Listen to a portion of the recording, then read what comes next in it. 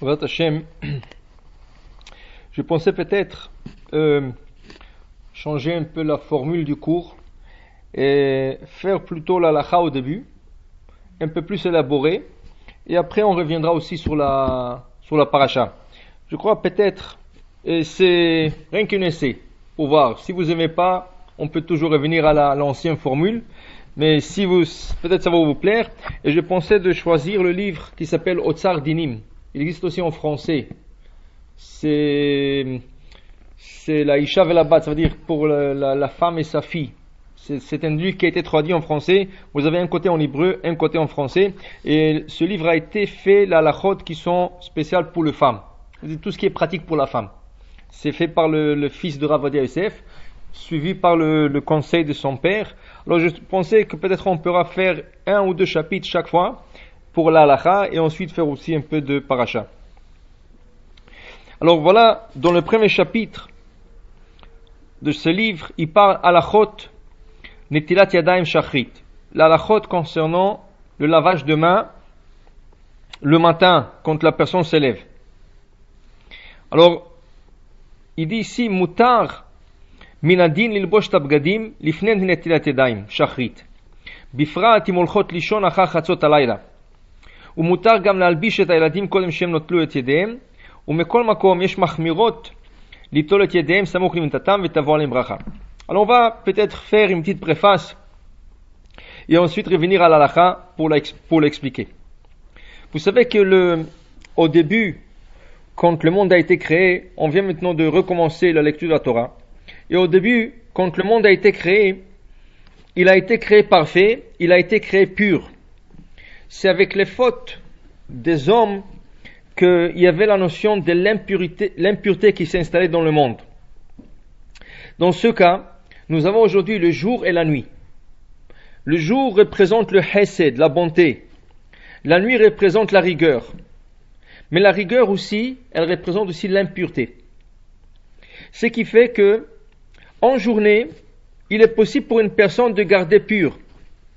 Mais la nuit, une fois que la personne s'endort, il y a une certaine impureté qui s'installe sur la personne. Et apparemment, c'est la plus grande impureté de la journée qui s'installe sur une personne.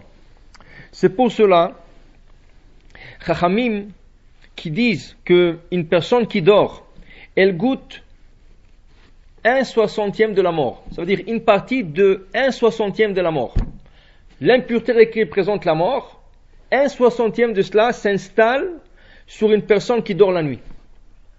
Et c'est pour ça que Chachamim ont instauré qu'en se levant le matin, on doit enlever cette impureté de nous et faire netilat yadayim. Dès qu'on se lève. Alors, ça a été instauré. Comme il y a deux autres, une fois qu'ils ont déjà instauré netilat yadayim, ils ont instauré certains types de netilat. La netilat yadayim, il n'y a pas une seule. Il y a à peu près 4 types de netilat yadayim pour de buts différents. Par exemple, vous avez la netila, comme on vient de dire, pour enlever une impureté qui s'est installée sur la main d'une personne. Que ce soit en journée, par exemple, qu'il est rentré dans un endroit impur, par exemple salle de bain, cimetière, ça, ou que ce soit la nuit, quand la personne s'élève après avoir dormi, alors dans ce cas, il faut enlever l'impureté. Alors, il y a une netilat yadayim qui a été spécialement instauré pour ce but. C'est netilat yadayim qu'on appelle netilat yadayim en intercalant la netila, commençant toujours par la main droite, c'est-à-dire on verse sur la main droite, gauche, droite, gauche, 6 fois en intervalle. Autre netila ne sert pas. Ça veut dire que si une personne prend ses mains, il y a un seau, il a quelques litres d'eau, et la personne, elle rentre ses mains dans le seau d'eau, ses mains restent impures comme elles étaient avant. Une personne qui sort de la salle de bain et va faire la netila, par exemple, comme pour le pain, ses mains restent impures. Si une personne, au lieu de se laver en sortant de la salle de bain 6 fois, en intercalant la netila, elle va se laver 3 fois sur la main droite, 3 fois sur la main gauche, comme pour du pain, la netila ne sert pas.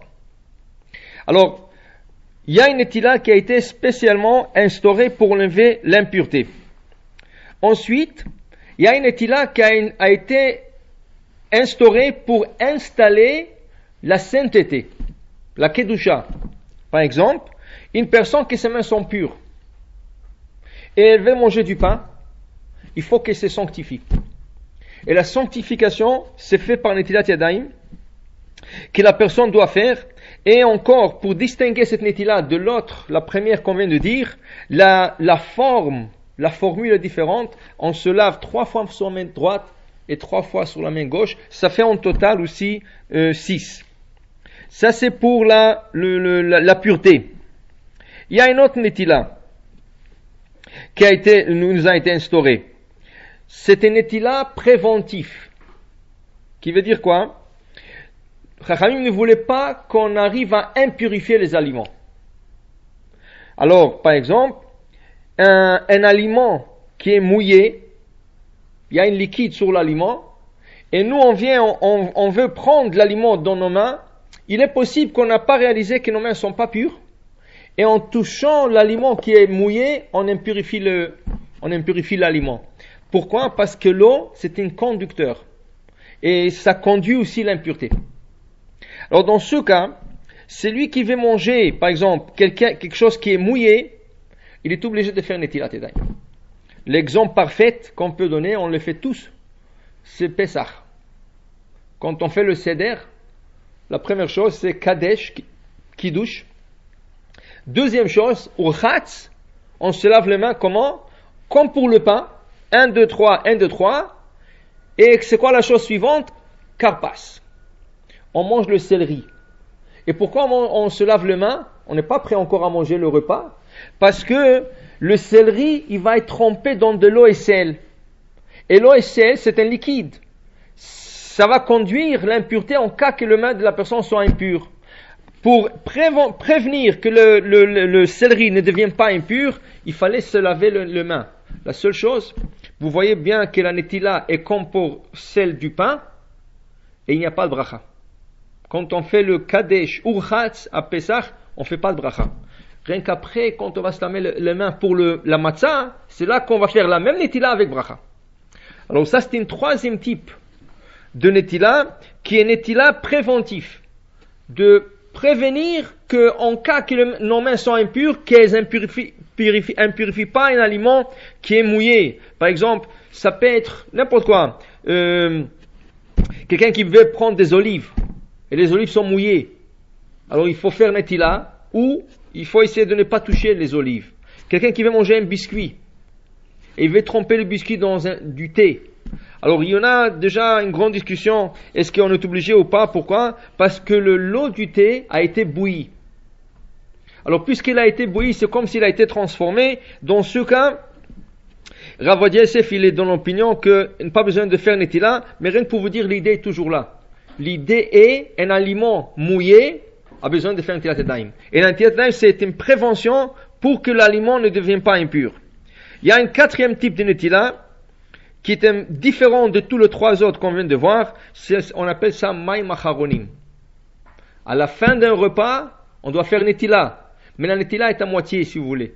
Et ne couvre pas complètement les mains, comme pour les 3 premières. C'est une Netila qui est à moitié jusqu'aux phalanges. Et là, c'est pourquoi cette Netila? C'est une Netila qui a été instaurée pour prévenir un danger. C'est quoi le danger? La Gemara explique que dans le sel, dans le monde, il y a, on va dire la semaine prochaine, il y a une histoire où toute une ville a été effacée et elle est tournée en sel, Sodome et Gomorrhe. Et le sel de cette ville, apparemment, il s'est éparpillé dans le monde entier. Dans toutes les mines de sel, il y a 1/500 de ce sel de Sodome. La Gemara dit, c'est lui qui touche le sel de Sodome, et il touche l'œil, il peut s'aveugler sur place. Pour ne pas prendre ce risque, ils ont instauré qu'à la fin d'un repas, puisqu'on touche des fois le sel dans le repas, ou les aliments qui sont salés, dans ce cas, on a besoin d'enlever ces résidus de sel qu'il peut avoir sur le bout du doigt. Alors dans ce cas, on fera Netila, qui n'est pas complète, c'est rien que pour enlever les résidus de sel en cas qu'il y en a, et c'est jusqu'aux phalanges, pas plus que ça. Alors vous voyez, il y a 4 types de Netila. Netila pour enlever l'impureté. N'est-il là pour emmener la sainteté, comme celle du pain?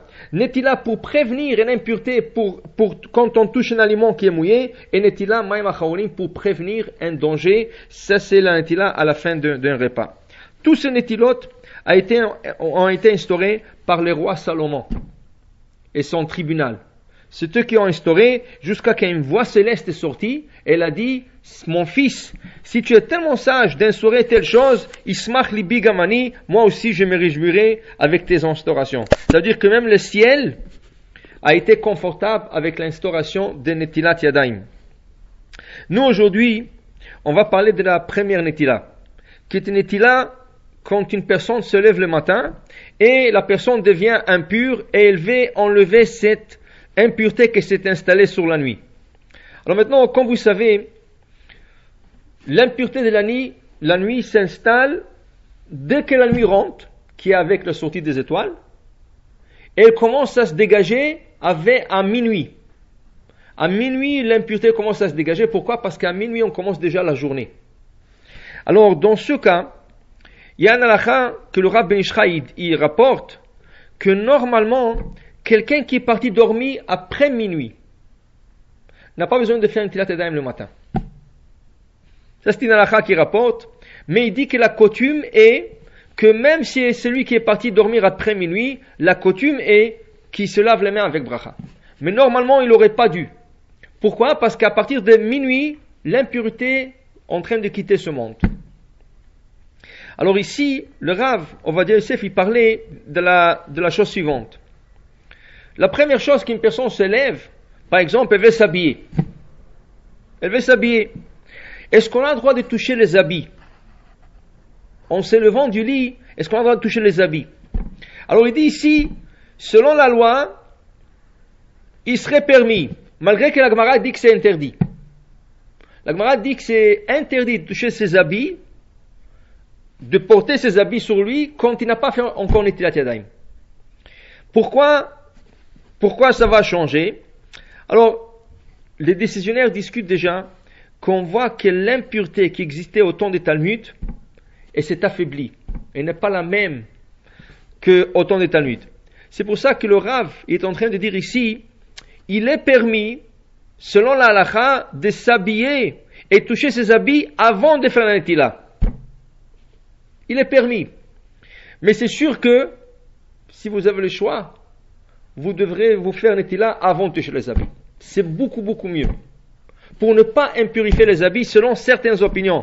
Parce qu'il y en a qui pensent toujours que l'impureté est toujours là, et ça serait bien de se laver les mains avant de s'habiller. Par exemple, le Rav Ben Ishraïd donne un exemple, en hiver, il fait froid, et vous ne voulez pas sortir du lit sans, par exemple, un homme, il ne veut pas sortir avant de mettre les chaussettes, mais il n'a pas fait encore Netila. Alors il conseille qu'il ne met pas. La meilleure des choses, apporte-toi une carafe à côté de ton lit avec une clé, et tu fais Netila, et c'est là, avant de toucher les chaussettes. Comme ça dit le Rav Ben Ishraïd. Mais celui qui a touché, est-ce qu'il a impurifié ses habits? Non. Il n'a pas impurifié selon la halakha. Mais, comme habitude, si on doit s'habiller, ça peut peut-être arriver une fois, mais comme habitude, on ne touche rien avant de faire un Netilat Yadayim. La Gemara dit, on ne touche même pas à notre corps. Par exemple, quelqu'un, il veut frotter ses yeux. Il n'a pas encore fait un Netila, il ne faut pas frotter les yeux. Quelqu'un qui veut toucher l'oreille, il n'a pas fait encore un Netila, il ne faut pas toucher l'oreille. Ou le nez, n'importe quoi. Il ne faut pas se toucher même, soi-même, avant de faire un Netilat Yadayim. Pourquoi? Parce que les mains sont impures. Et cette impureté s'imprègne sur la personne. Alors encore, il y en a qui permettent, c'est une discussion, mais c'est comme conseil et comme habitude, il faut s'habituer de ne pas se toucher soi-même et pas toucher ses habits. C'est ça, avant de faire un Netilat Yadayim.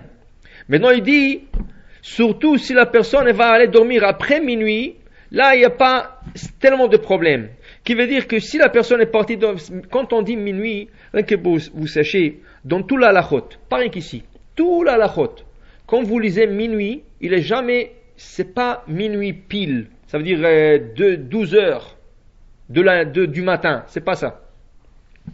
Quand on dit minuit, minuit représente pour nous 2 heures qu'on appelle 2 heures relatives. 2 heures relatives, qui veut dire quoi? Heure relative veut dire qu'on prend la journée, on la divise à moitié, à la moitié de la journée. Comment on fait ça? On prend la journée, par exemple, du lever de soleil jusqu'au coucher de soleil. Et on voit qu'est-ce que ça donne. Par exemple, ici à Montréal, ça donne un grand changement. À Montréal, ça donne comment un grand changement? À Montréal, notre journée est longue de 14 heures. On a une journée de 14 heures. La journée est très très longue. Qui veut dire que si je prends 14 heures, qui est la longueur de ma journée, et je la divise par 12, pour avoir 12 unités. Et chaque unité va représenter une heure relative. Alors, 14 divisé par 12, ça va me donner après 1h20. 1h20, c'est ma unité. Alors là, je prends ma journée, là où ça commence. Par exemple, en été, la journée commence à 5 heures, on va dire. Alors, qu'est-ce qui arrive maintenant? Je prends 6 unités de 1h20. 6 unités de 1h20. En été, le minuit, qu'on appelle minuit, ou le chatzot, ce qu'on appelle chatzot, c'est à 1h. 1h de l'après-midi, 1h du matin. En hiver, c'est le contraire. À Montréal, en hiver, la journée est très courte. Elle n'a même pas 12 heures, elle a à peine 10 heures. C'est le lever de soleil, le coucher de soleil sont rapides. Dans ce cas, si on prend le même calcul, 10 heures de journée divisé par 12 unités, notre unité va être de 50 minutes. Ça veut dire chaque heure relative elle est de 50 minutes.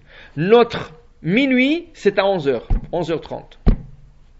Dépendamment. Il y a des calendriers qui sont très spécifiques, qui nous disent exactement ce qu'est le minuit. Quand on dit minuit, c'est jamais minuit, pile. C'est minuit relatif. Alors il dit ici qu'une personne qui est partie dormir après minuit, c'est ça? Alors, après minuit, il n'y a pas tellement une grande impureté, et la personne qui a touché ses habits, a touché son corps, il n'y a pas de problème, mais encore, comme règle générale, comme habitude, des fois on va dormir à minuit, des fois on va dormir avant ou après, alors il vaut mieux de ne pas se toucher soi-même et pas ses habits avant de faire la netilat yadayim. La meilleure des choses pour ne pas oublier, ou pour ne pas se toucher, c'est de faire la netilat juste à côté de son lit. Ça, c'est la meilleure des choses. Il y en a qui vont, par exemple, ils ont une salle de bain dans leur chambre à coucher. Bon, la salle de bain, elle ne peut pas enlever l'impureté, parce qu'elle-même, elle est impure. D'abord, il faut enlever l'impureté. On va expliquer comment on le fait. Mais, a priori, la meilleure des choses, c'est avoir un petit bol, juste à côté de lui, avec une carafe, avec de l'eau qu'on a préparée la veille, et dès qu'on se lève, on fait la netilat yadayim. Selon le Zohar, selon la Kabbalah, il est même interdit de descendre du lit avant de faire la netilat yadayim. Selon la Kabbalah. C'est pas halakha, c'est kabbalistique. La Kabbale, Rabbi Shimon Bar Yochai dit, tu descends même pas du lit. Tu es dans le lit encore et tu fais ta netilat. L'halakha permet. Il y en a qui permettent d'avancer moins que 4 coudées. Ça veut dire que si l'évier est un peu loin du lit, vous marchez 3 pas, vous arrêtez. Pour moins d'une seconde. Vous marchez encore 3 pas, vous arrêtez. 3 pas, vous arrêtez. Pour faire moins de 4 coudées. Pourquoi? Parce que vos mains sont impures et vous êtes en train de transporter l'impureté avec vous. Il y en a qui pensent que non, il vaut mieux de courir vers l'eau pour l'enlever l'impureté le plus vite possible. Alors comme conseil, si vous arrivez à faire la netilat à côté du lit, c'est la meilleure des choses. Sinon, dans la salle de bain, on va expliquer bientôt comment ça marche, dans la salle de bain, mais il faut essayer de ne pas se toucher, ne pas changer ses habits, pas mettre une robe de chambre et de ne pas se toucher le corps et le visage. Elle n'est pas impure. Selon le Rav Ben Ishraï, il emmène 2 opinions de 2 grands rabbins. Le Rav Ben Ishraï conseille de couvrir la carafe. Ça, rien que l'eau. Pas tout le Rav Ben Ishraï, il conseille de couvrir. Mais selon plusieurs opinions, il n'y a pas tellement d'impureté. Encore, ça dépend c'est basé sur la même opinion. Est-ce que la même impureté qui existait au temps de Talmud existe aujourd'hui ou pas? Il y en a qui disent que cette impureté s'est affaiblie. Il y en a qui disent qu'elle existe toujours. Il faut faire attention. Voilà une autre chose qu'il va dire ici, par exemple. Il dit ici, habiller quelqu'un d'autre. Par exemple, une mère qui veut habiller son enfant avant qu'il fait Natila, est-ce que c'est permis? Il dit Moutar. Il est permis, l'albishta et l'adim, de vêtir les enfants, kodem shenatnu ledidem. La mère, c'est sûr qu'il a fait Natila. L'enfant n'a pas encore fait Natila. Il vient de se réveiller. Est-ce que c'est permis de l'habiller? Parce que lui, il n'a pas fait encore Natila. Il a dit que c'est permis. Mais encore, c'est une question d'habitude, une question d'éducation. Cet enfant, il va grandir, et à son tour de rôle, il est habitué à avoir une certaine manière de conduite le matin. Alors la meilleure des choses, c'est de lui dire, attends, je ne vais pas t'habiller jusqu'à ce que tu fasses la netila. Qu'il fasse d'abord la netila, et ensuite, la mère va habiller son enfant. Mais il est permis de le faire. C'est pas interdit. Mais rien que c'est une bonne éducation de le faire d'abord la netila. Et il dit ici, c'est pour ça qu'il y a des femmes, qu'elles sont strictes, de se laver juste à côté de leur lit, et de laver les mains de leurs enfants, vetavo alem bracha, et qu'elles soient bénies, que ces femmes soient bénies. J'ai écouté une fois, plusieurs fois dans le Shulchan Aruch, il nous donne la loi, et il nous donne le point de strictesse. Et quand le Shulchan Aruch dit le point de strictesse, toujours il dit, c'est lui qui le fera, d'avoir la bracha, qu'il soit béni. Pourquoi dire qu'il soit béni? Alors j'ai écouté une fois, mon frère m'a expliqué au nom de son Rosh Yeshiva, il a dit quelque chose comme ça. Imaginez-vous un grand kabbaliste, un grand rabbin kabbaliste, tzaddik qui vient en ville. Combien de gens vont courir pour recevoir une bracha de lui?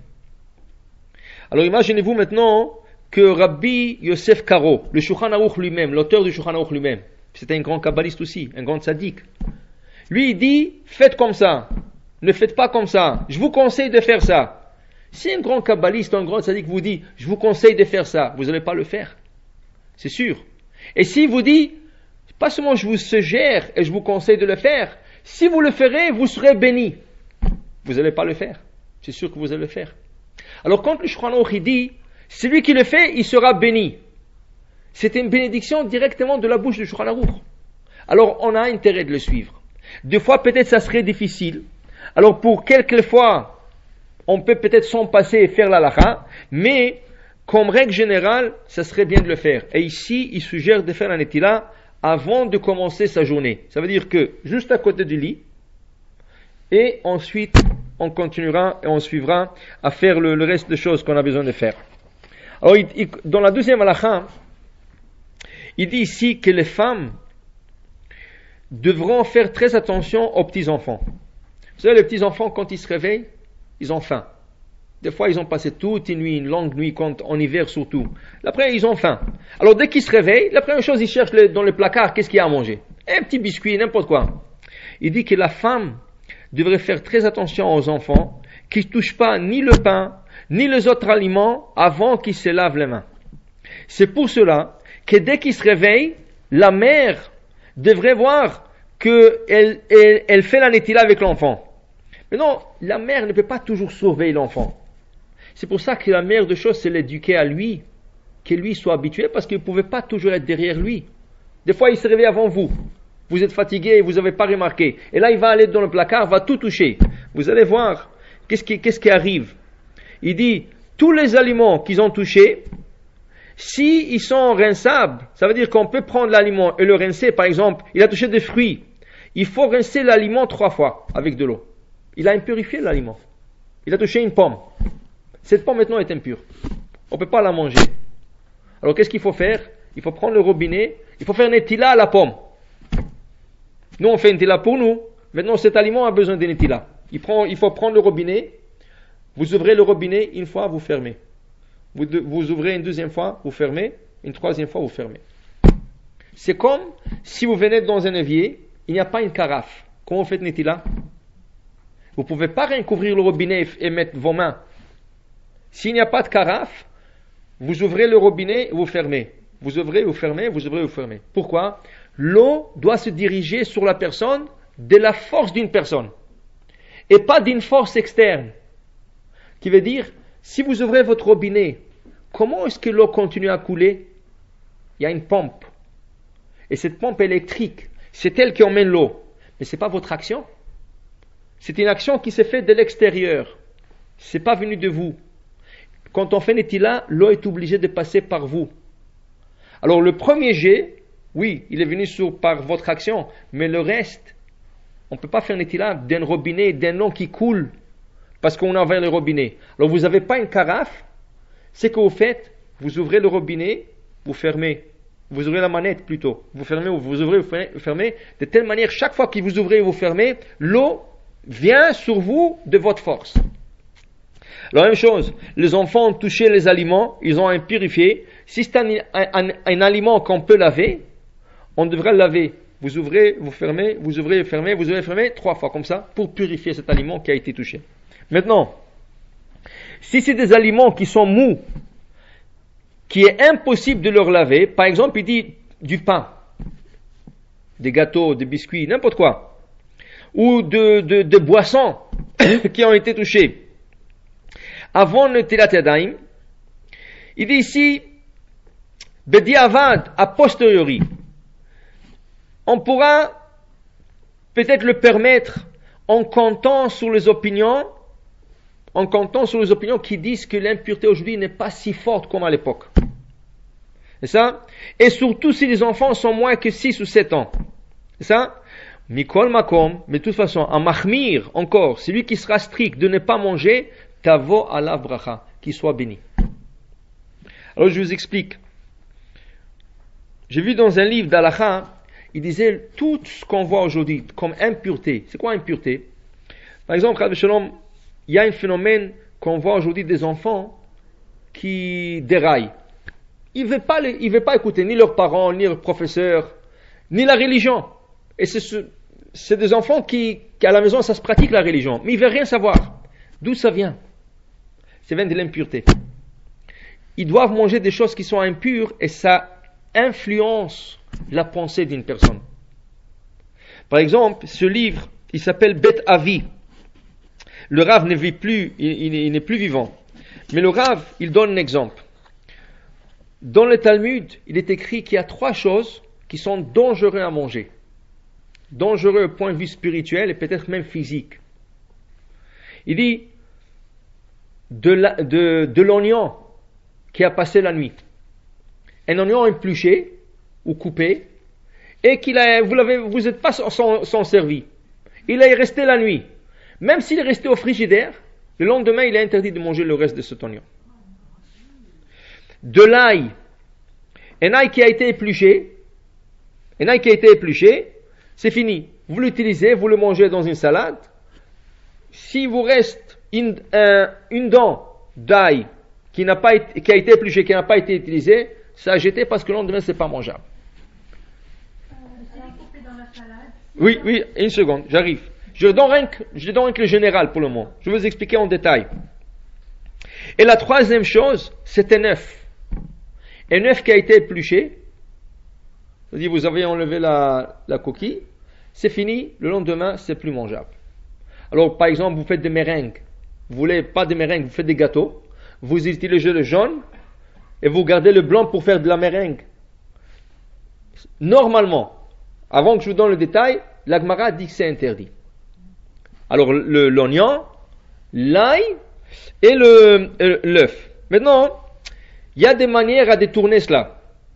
Comment? Pas détourner, la halakha, elle permet certaines choses. Si l'ail, l'oignon et l'œuf ont été mélangés avec des autres aliments, ça ne concerne plus. Qui veut dire, vous avez fait une salade. Dans la salade, il y a des tomates, des concombres, il y a aussi des oignons. Vous mettez du sel, vous mettez un peu de l'huile, n'importe quoi. Tout ça, le fait que l'ail déjà, ou l'oignon est mélangé, ça n'affecte pas l'ail et l'oignon.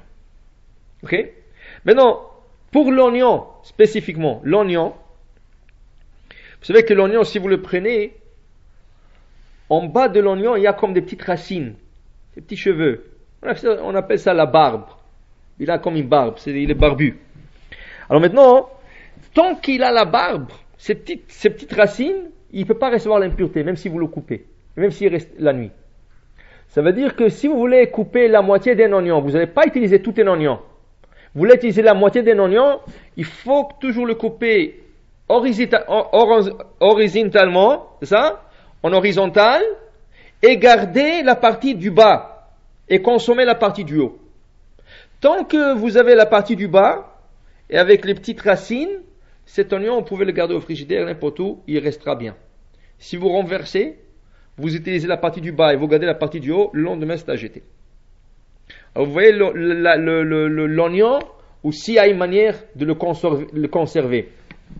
L'ail, par exemple, il y a des gens qui aiment garder beaucoup de dents d'ail. Et ça, vous ne pouvez pas le garder comme ça. La meilleure chose, c'est de le garder avec un peu d'huile. Vous faites un pot avec de l'huile et vous gardez le dent d'ail dans le pot. C'est ça? Ou de l'eau, vous pouvez mettre de l'eau et mettre du sel dans l'eau. C'est ça? Alors c'est mélangé, ce n'est plus pur, ce n'est plus de l'ail pur. C'est ça? Même dans l'oignon, on peut mettre de l'huile. Oui, même dans l'oignon, on peut mettre de l'huile et du sel pour le préserver, ça veut dire pour le lendemain. Alors, ça c'est l'œuf par exemple. Vous voulez garder de blanc d'œuf, et ça dans un pot, dans un bocal. Dans ce cas, chaque fois que vous mettez quelques blancs d'œuf, ajoutez un peu de sel. Comme ça ne soit pas à l'état pur, il est mélangé. Une fois qu'il est mélangé, il n'y a plus d'impureté. Il n'y a plus d'impureté. Pourquoi c'est rien que trois choses? Ça c'est Rabbi Shimon Bar Yochai qui nous dit dans le Talmud. Et Rabbi Shimon Bar Yochai, il sait exactement qu'est-ce qu'il est en train de dire. Alors, c'est une chose qui est mystique, kabbalistique, et la Gemara nous avertit, c'est ça? Quelles sont les conséquences? C'est sûr que les conséquences sont spirituelles. Alors, dit le Rav Bet Avi, ce Rav il dit, si on voit des gens aujourd'hui, des enfants qui ne veulent pas écouter, ça doit être que beaucoup de nos aliments, malheureusement, dans de grandes usines, ils sont en train d'utiliser de l'ail, des oignons et toutes ces choses-là, et des œufs qui ont passé la nuit. Que Rabbi Shimon Bar Yochai. Alors j'ai vu déjà, dans quelques livres, j'ai vu déjà toutes sortes de manières d'expliquer pourquoi aujourd'hui ça serait permis, tout ça. Encore, c'est des ports de sortie. Et il ne faut pas utiliser ces ports de sortie, a priori. Il ne faut pas. Par exemple, je sais qu'il y en a beaucoup qui sont très méticuleux de ne pas acheter l'ail en poudre. Si l'ail est pur. Si vous prenez un petit pot d'ail en poudre et vous regardez les ingrédients, c'est écrit ail. Il y en a qui ne l'achètent pas. Pourquoi? Parce que c'est sûr que ça a passé la nuit. Si c'est écrit de l'ail avec du sel ou avec une autre chose qui a été mélangée, c'est bon. Mais si c'est que de l'ail, il y en a qui ne l'achètent pas. Ils vont utiliser de l'ail frais. Ils vont éplucher l'ail et ils vont faire eux-mêmes cette chose-là. Tout ça, c'est des choses au niveau spirituel, mais qui ont beaucoup, beaucoup d'importance. Alors c'est pour ça que si un enfant il vient et il touche un aliment, il a impurifié. Le Rav dit que normalement on devrait permettre rien que les aliments qui sont lavables, qu'on peut prendre l'aliment et laver, comme des fruits, des légumes. Mais si l'aliment est mou, comme du pain, des biscuits, de n'importe quoi, qui est mou et on ne peut pas le rincer, normalement ça ne devrait pas être interdit, mais il y a sur qui compter. Mais celui qui jettera, t'avoir la bracha. Alors maintenant, combien de fois vous pouvez sauver un petit enfant?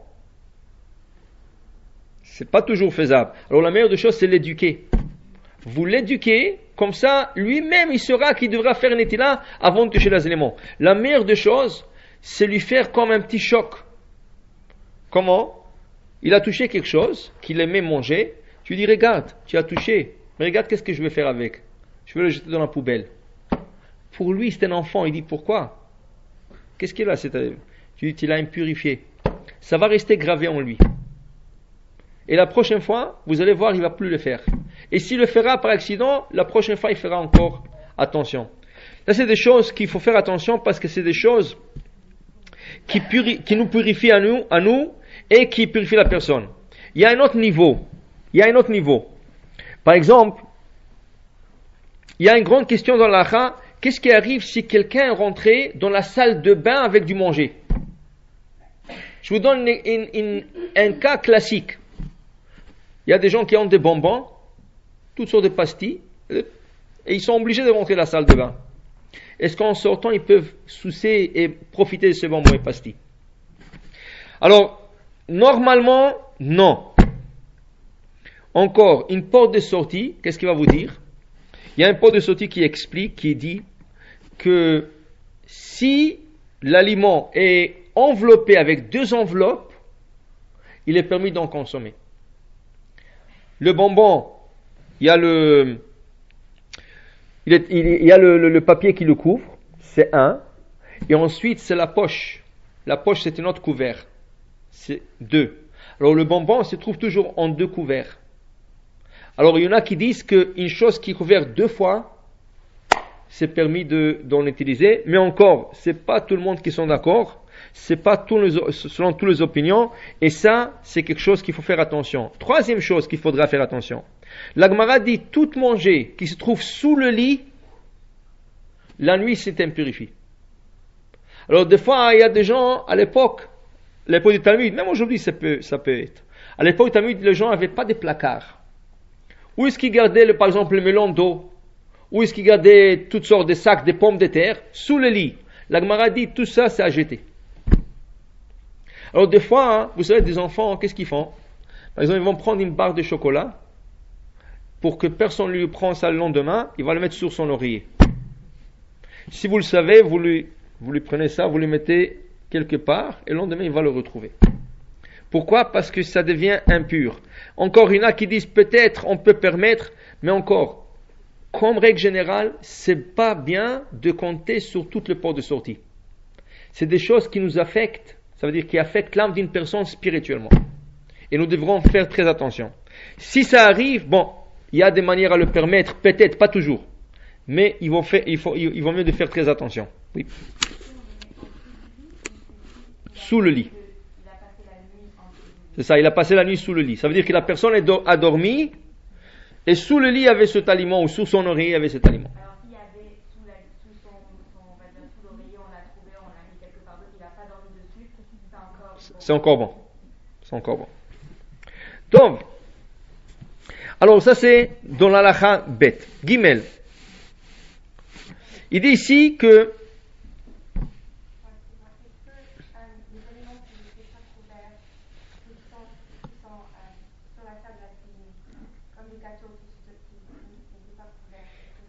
ça c'est bon. Ça c'est bon. On essaie de ne pas boire des liquides qui ont resté découverts la nuit. Mais le solide, il n'y a pas de problème. Pour le solide, il y a un autre problème, mais rien à voir avec ça.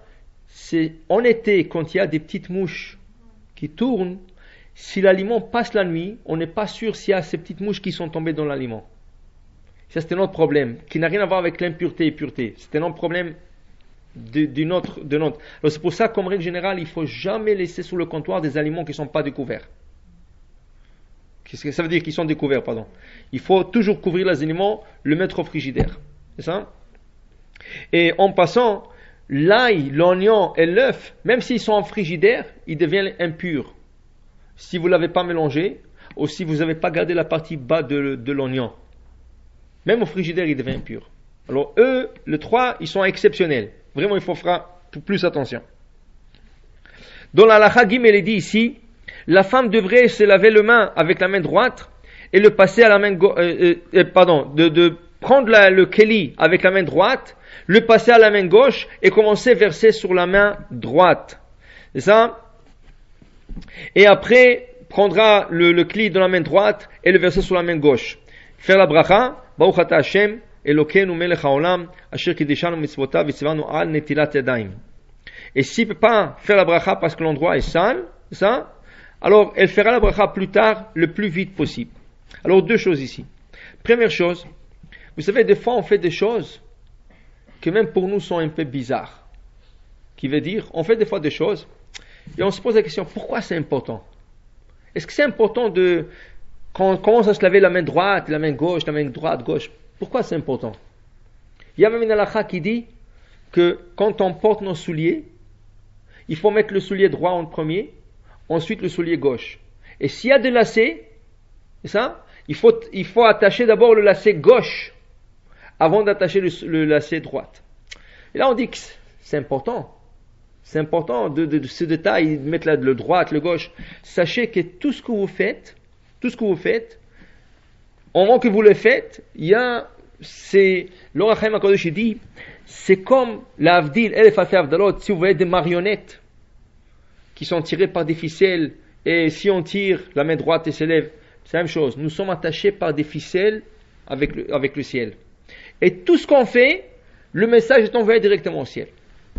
Si Rachamim nous ont dit qu'il faut commencer à se laver la main droite en premier, il faut se laver la main droite. Et il ne faut pas dire, c'est quoi, ma main gauche, droite, c'est pas important. C'est très important. Ça a beaucoup de significance. Et s'il faut mettre le soulier droit en premier, ensuite le soulier gauche, attacher la gauche en premier, ensuite le droit, le soulier droit, ça a beaucoup d'importance. Et si ça a été marqué dans la halakha, ça veut dire que vraiment, même là, c'est pas seulement mystique, c'est aussi au point de vue de la halakha. Et ensuite, il dit ici, la bracha qui suit, c'est Baruch Ata Hashem Elokeinu Melech Haolam. Combien de fois il m'arrive de voir des gens qui font Netila, c'est pas qu'ils font pas, mais on dirait qu'ils sont pressés.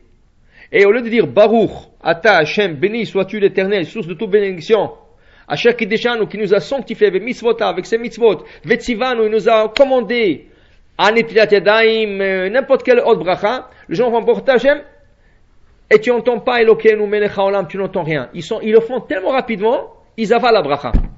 Et des fois, vous savez qu'il y a des mots, si vous l'avez sauté, toute la bracha n'est pas valable. C'est comme si vous ne l'avez pas fait.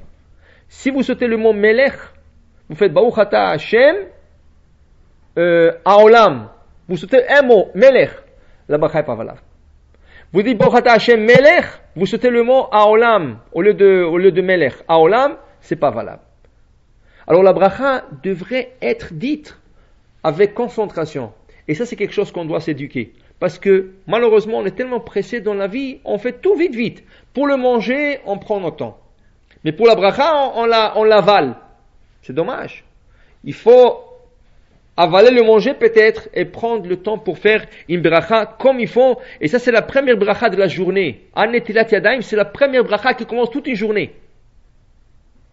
Alors, Baruch Ata Hashem, il faut s'habituer de dire la bracha mot pour mot. Baruch Ata Hashem. Je vais vous raconter une petite histoire. Il y avait ici un garçon dans la communauté. Et le jour qu'il a décidé de faire tchouva, il m'a dit qu'est-ce que je dois faire. C'est le premier jour qu'il a fait tchouva. Vraiment, il voulait tout faire. Il dit, doucement, tu vas jour pour jour. Il m'a dit, qu'est-ce que je devrais faire? Je lui ai dit, demain, c'était le premier jour. Je lui ai dit, demain, quand tu te lèves, fais la Netilat Yadayim. Fais la Netilat Yadayim.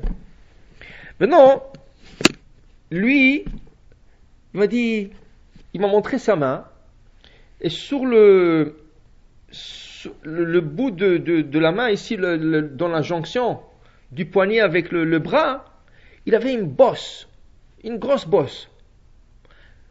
Et des fois, on le voyait, mais c'était gros, Il m'a dit, tu sais, ma sœur, chaque fois qu'elle voit la bosse, elle pleure. Parce que sa sœur, elle dit que c'est laid, c'est pas beau. Je lui ai dit, Bezrat Hashem, tu vas commencer, et peut-être. Il est venu le lendemain, ça n'a pas pris plus qu'une journée, le lendemain, il m'a dit à peu près au milieu de la journée, la bosse a complètement disparu. Il m'a montré la main. C'était pas quelque chose de petit que tu peux dire, c'était quelque chose de très très gros. Le premier jour qu'il a décidé de faire un Netilat Yadayim, la bosse a disparu. Des fois, il y a des maladies qui sont maladies spirituelles. Ils ont un niveau physique, ils ont un aspect physique, mais ils sont au niveau spirituel. Vous ne pouvez pas vous imaginer. Et tout commence par le début de la journée quand on doit se laver les mains. Si on se lave les mains, on se garde en pureté, toute la journée va bien. Si on commence la journée avec le moindre d'impureté, ça influence nos pensées, au point que on peut avoir des mauvaises pensées, de mauvaises réflexions, plusieurs choses. Alors la première chose, c'est commencer la journée en pureté. Et aussi faire la bracha comme il faut. Après, il dit ici, dans la 4e halakha, il dit qu'une femme qui se réveille au milieu de la nuit pour couvrir un bébé ou pour lui donner la sucette, c'est ça? Elle n'a pas l'obligation de faire un Netilat Yadayim. La femme est en train de dormir, il y a son bébé qui est en train de pleurer à 2 heures du matin. Alors elle se réveille parce qu'il a froid. Alors elle veut le couvrir. Ou la sucette est tombée, elle veut lui donner la sucette. Mais non, il y a des bébés des fois qui pleurent 3 ou 4 fois de la nuit. Alors quoi, la femme, chaque fois qu'elle va se réveiller, va faire un Netilat Yadayim? Alors il dit, si, c'est pas nécessaire. Si elle se réveille rien que pour lui donner la sucette, rien que pour le couvrir ou quoi que ce soit, elle retourne tout de suite dans son lit, elle n'a pas besoin de faire un Netilat Yadayim jusqu'à qu'elle est prête à sortir du lit et commencer sa journée. Et comment? Ceux qui ont des insomnies, par exemple, et plusieurs fois dans la nuit. Ça dépend qu'est-ce qu'ils vont faire. S'ils vont rester dans le lit, c'est ça? C'est bon. Mais s'ils vont commencer à descendre et peut-être prendre un café ou un thé ou lire, il y a des gens qui n'arrivent pas, alors ils vont aller lire, ils sont obligés de faire un théâtre.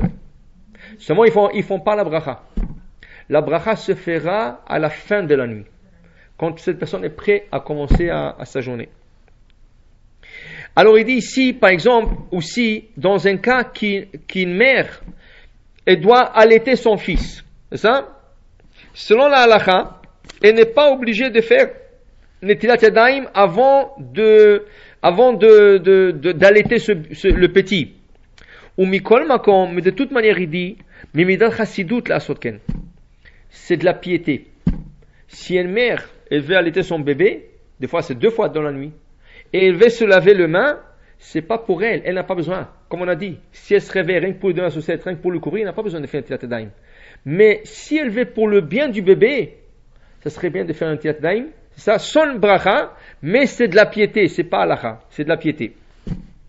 Viesh anoagot, regardez, si on parle déjà de la piété, dit le Rav Ovadia Yosef, il y a des femmes qui ont la coutume que chaque fois qu'elles allaitent le bébé, elles prennent quelque chose que sa bracha shakol, et font la bracha, et rien qu'ensuite elles allaitent leur bébé, avoir la bracha, et que ses mères soient bénies. C'est quoi la bracha sur du lait? Shakol. Alors une mère qui veut vraiment éduquer son petit, depuis la naissance. Alors, regardez les femmes, qu'est-ce qu'elles font? Il y a des femmes qui vont prendre un verre d'eau, ou un verre de thé, n'importe quoi, vont faire chez Akol, à haute voix pour que le bébé entende, et c'est rien qu'après qu'elles vont mettre le bébé à allaiter. C'est pas halakha. C'est pas l'halakha. Pas obligé, le petit n'est pas obligé de faire un bracha. Il n'a même pas l'âge de parler, il a pas... C'est quelque chose que les femmes font de plus. Mais tout ce qu'on fait de plus, sachez que ça imprègne la personne, surtout si c'est un bébé, ça lui donne beaucoup de kedusha, de sainteté. Il dit ici, dans la prochaine halakha, quand on prend un petit enfant à la salle de bain, et on est rentré avec lui pour lui placer sur le siège, il dit ici que la mère en sortant est obligée de faire un Netilat Yadayim. Sans bracha, mais elle est rentrée dans la salle de bain. La salle de bain est un endroit impur. Et même si vous rentrez pas pour vous soulager, pour chercher une brosse, pour chercher une épingle, ou n'importe quoi, vous rentrez dans la salle de bain, même vous rentrez une main, en sortant, vous obligez de faire un tila. Maintenant, si c'est rien qu'une main, dit le Rabbi Ishraï, l'obligation c'est rien que laver une seule main. Si la personne, sans bracha, si la personne est rentrée complètement, elle doit... Maintenant, il y a des gens qui vont rentrer dans la salle de bain, ils vont sortir, ils font pas un tila. Ou il y a des gens qui vont se laver dans la salle de bain. Bon, il y en a, je vais vous dire, il y en a qui disent que nos salles de bain ne sont pas pareilles comme les salles de bain qu'il y a 2000 ans dans le Talmud. Pourquoi? Parce que nos salles de bain, vraiment, la saleté ne reste pas stagnante dans une place. Elle s'en va dans les égouts. Alors, l'impureté, elle n'est pas là. Elle s'en va. Il y en a une opinion comme ça. C'est pour ça vous allez voir plusieurs personnes, ils se lavent les mains dans la salle de bain et ils font un shériatzar en dehors de la salle de bain. C'est une opinion, mais a priori encore, il faut se laver en dehors de la salle de bain. Et s'il n'y a pas de l'eau en dehors de la salle de bain, par exemple dans un avion ou dans un endroit public, vous allez vous laver dans la salle de bain, mais vous allez vous essuyer les mains à l'extérieur. Pourquoi? Parce qu'apparemment, l'impureté ne s'enlève pas de main que quand on essuie les mains. Alors, on se lave les mains dans la salle de bain et on les essuie en dehors de la salle de bain pour enlever l'impureté de main. Mais si on peut, a priori, il faudra se lever les mains et le sécher en dehors de la salle de bain. Dernière halakha, et je vous laisse le temps de poser des questions si vous voulez. Même la femme est obligée de faire la bracha à shériatzar. S'il est obligé de faire cette bracha. Et elle devra faire cette bracha après avoir essuyé les mains. Et s'il a oublié, elle a 72 minutes pour se rattraper. Alors on explique. La bracha à shériatzar, c'est un remerciement à Kosh Baruch Hu. On remercie à Kosh Baruch Hu de pouvoir se soulager. Jamais il y a des personnes qui n'arrivent pas à soulager. Ils terminent à l'hôpital. Si une personne est capable de rentrer dans la salle de bain, se soulager, en sortant, il devrait dire à Kosh Baruch Hu, je vous remercie d'avoir créé mon corps avec plein de trous, des orifices, que je puisse me soulager, et chaque trou et orifice, il fonctionne selon ce que vous l'avez commandé, et Baruch Ata Hashem, Rofech Kol Basar, on fait la saute, et on remercie à Kosh Baruch Hu. Même la femme est obligée de faire remercier à Kosh Baruch Hu, pas avec les hommes. C'est une bracha et pour les hommes, et pour les femmes, et pour les enfants aussi. Pour les éduquer pour cette bracha. Maintenant, cette bracha se récite après avoir essuyé les mains. Pourquoi il dit ça? Parce que pour le pain, c'est le contraire.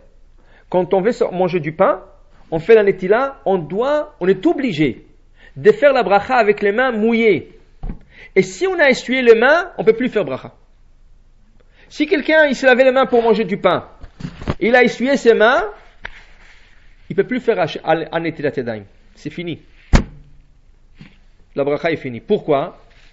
Vous savez, quelqu'un, je vous donne un exemple, vous allez comprendre ça plus clair. Quelqu'un qui prend une pomme, ou n'importe quel autre aliment, il faut faire qu'il fasse la bracha. Baruch ata Hashem, Elokeinu melech haolam, borei pri ha'etz. Ensuite manger. Top. Si la personne a mangé la moitié de la pomme, et dit, oh, j'ai pas fait une bénédiction. Elle peut toujours se rattraper. Elle doit toujours dire, tant qu'il n'a pas fini la dernière bouchée, elle doit toujours dire la bracha borei pri ha'etz. Maintenant, qu'est-ce qui arrive si la personne a terminé toute la pomme? Elle a jeté déjà. Maintenant, elle a dit, j'ai pas fait borei pri ha'etz. Est-ce qu'elle peut faire bracha maintenant? Trop tard. C'est fini. Elle a déjà terminé à manger. Il n'y a plus sur quoi dire la bracha. On a une règle. Toutes les brachot, toutes les bénédictions que nous avons, doivent être récitées avant l'acte. C'est une obligation. D'abord, tu fais la bracha, ensuite tu passes à l'acte. Il y a 3 exceptions, qu'on va parler peut-être plus tard. Mais toutes les brachot, sans exception, doivent être récitées d'abord, ensuite on passe à l'acte. On fait une bracha, on mange la pomme. On fait une bracha, on s'assoit dans la souka. On fait une bracha, on pose le téphilim. N'importe quoi. Alors normalement, ça c'est une exception. Normalement, on aurait dû faire la bracha al netilat yadayim avant de se laver les mains. On aurait dû avoir une carafe remplie avec de l'eau, poser dans l'évier, dire la bracha asher kiddushanu mitzvotav v'son al netilat yadayim, prendre la carafe et ensuite faire la netila, comme pour les autres mitzvot. Chachamim, ils avaient peur que la personne désiste. Et elle dit non, elle fait la bracha al netilat yadayim, elle dit j'ai plus faim. Et là, c'est une bracha en vain. Pour voir la détermination de la personne de faire la mitzvah et de s'asseoir manger du pain, ils ont dit, commencez la mitzvah, mais ne la terminez pas, pour que vous aurez toujours la possibilité de faire la bénédiction. Alors qu'est-ce qu'on fait? On se lave les mains, mais on est déjà à mi-chemin. On est déjà à mi-chemin parce qu'on aurait dû faire la bracha avant, mais ça a été instauré comme ça. Maintenant, avec les mains mouillées, on doit faire la bracha asher kiddushanu mitzvotav v'son al netilat yadayim, et c'est rien qu'après qu'on peut s'essuyer. Mais si la personne a tout fini, elle s'est lavé les mains, elle a essuyé les mains, elle a fini la mitzvah, c'est comme s'il a terminé de manger de la pomme. Il n'y a plus de bracha. C'est qu'il faut faire maintenant, il faut se toucher le soulier, ou un endroit sale, et il faut recommencer de nouveau. Pourquoi? Parce que la mitzvah est terminée. Ça c'est pour netilat yadayim, pour manger du pain. Mais on fait la bracha avec les mains mouillées. Mais pour la salle de bain, la bracha asher yatzar, la bracha à cause de, c'est pas la même chose. C'est une autre type de, comme on a dit, il y a 4 types de netila. C'est une autre netila. Dans ce cas, c'est rien pour enlever l'impureté. La bracha de netilat pour le pain, c'est la sainteté. La bracha pour asher yatzar, c'est enlever l'impureté. On enlève l'impureté. On s'essuie pour être propre. Et une fois qu'on est propre et on est pur, c'est là qu'on fait la bracha asher yatzar et adam b'chokhma. Ça veut dire qu'après avoir essuyé les mains. Tandis que pour le pain, c'est avec les mains mouillées avant d'avoir essuyé le main. Bon, alors je terminerai là et je vous laisserai le temps de poser des questions si vous voulez. Oui.